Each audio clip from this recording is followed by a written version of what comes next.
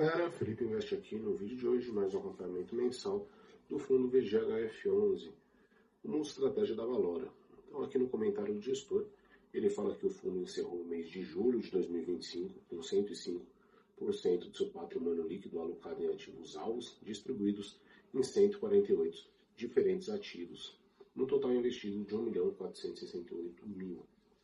Ao final do mês, o fundo possuía um total de 56,8 milhões, aproximadamente 4,1% do PL do fundo, em operações de venda e recompras futuras, né, as famosas operações compromissadas reversas.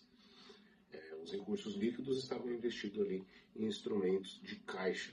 A distribuição de rendimentos do fundo, referente ao mês de julho de 2025, foi de 9 centavos por cota, equivalente a uma rentabilidade líquida de 12,1% ao ano, sobre o valor da cota patrimonial no final de julho de 2025. O fundo acumulou uma distribuição de dividendos de R$ 1,08 ao longo desses últimos 12 meses. E ao longo do mês, houve uma variação negativa do patrimônio líquido do fundo ao redor ali de 7 centavos por cota. O que é isso, galera? Ele tem muito CRI indexado ao IPCA, né? Então, quando esse IPCA sobe, essa curva de juros abre, esses CRIs ali, na média que estavam indexados ao IPCA, eles tendem a perder força. Então, por isso, essa desvalorização, né?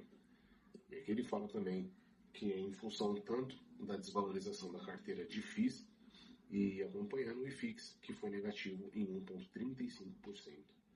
Né? Que ele fala que é recorrente às taxas da NTNB e tal, do IPCA, que foi o que eu acabei de explicar.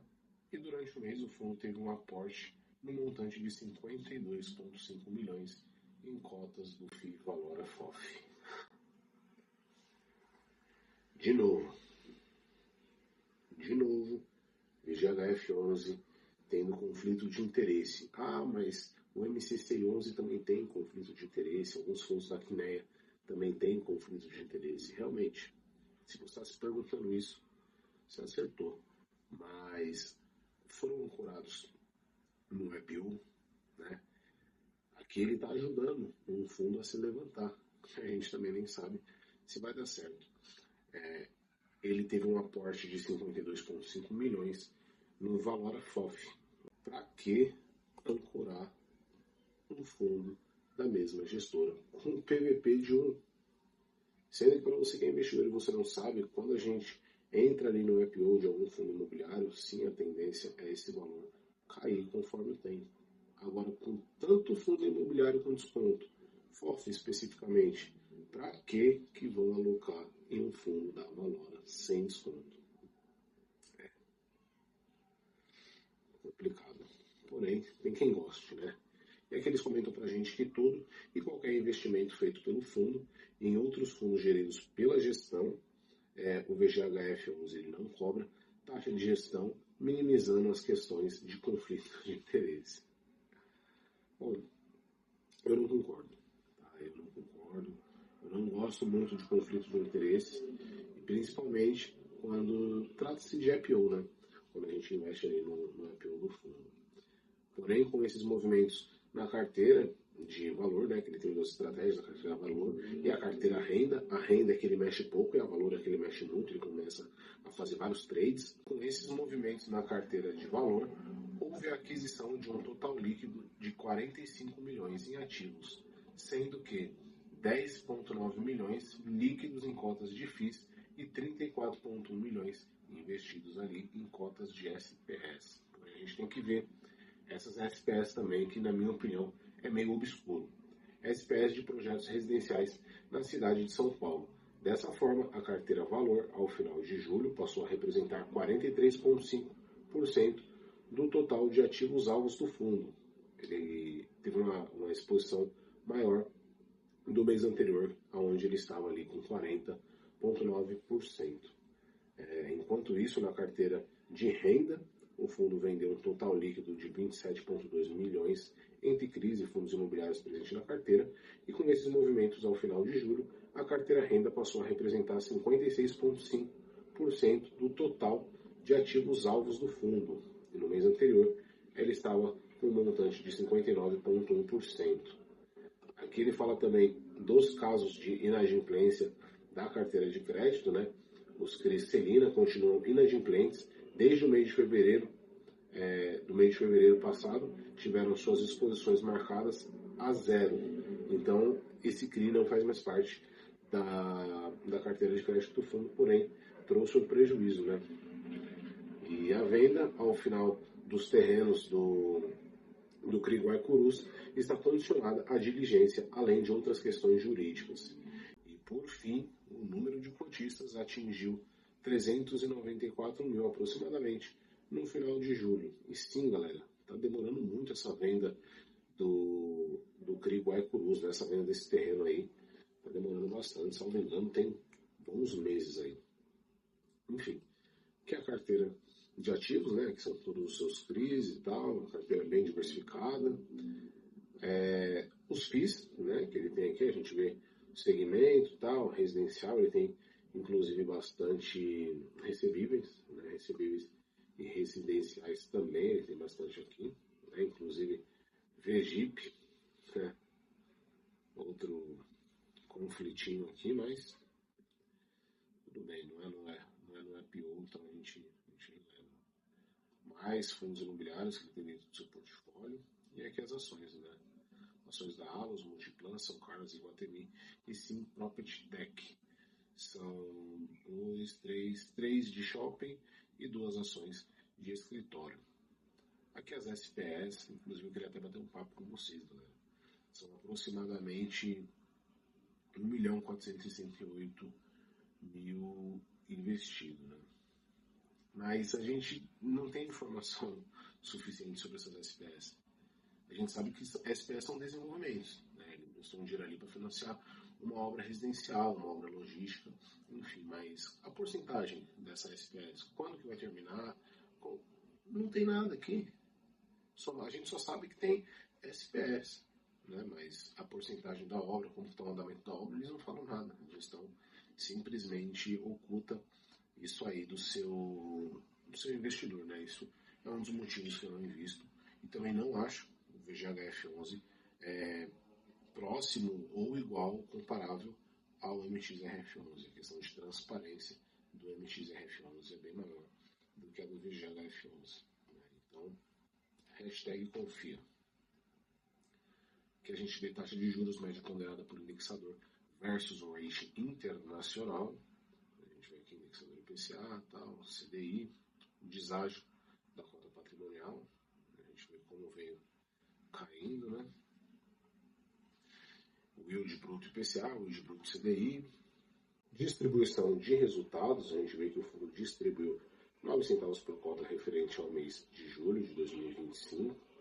A gente vê um resultado passivo de distribuição de 14,1 milhões e um resultado distribuído de 14,8 milhões, ou seja, ele pegou um dinheiro no caixa.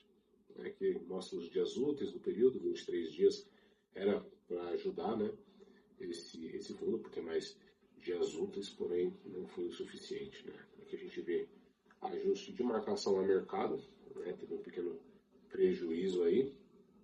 Alocação por estratégia, porcentagem do PL dos ativos alvos e tal. A gente vê aqui CRI, fundos imobiliários e ações, SPS, enfim, de subordinadas. Alocação por ativo alvo, a gente vê aqui bastante CRI e FI, né? Muito bom essa diversificação para a estratégia que ele traz, né? Como eu disse para vocês. Alocação por indexador dos CRIs, ele tem IPCA e pouca coisa em CDI, né? Se a gente for comparar. Aqui, alocação por segmento dos CRIs, residencial, pulverizado, BTS, shopping, hotel, infraestrutura e logística. Também ele tem bem mais residencial, né? 50% aqui. O seu portfólio aqui é residencial.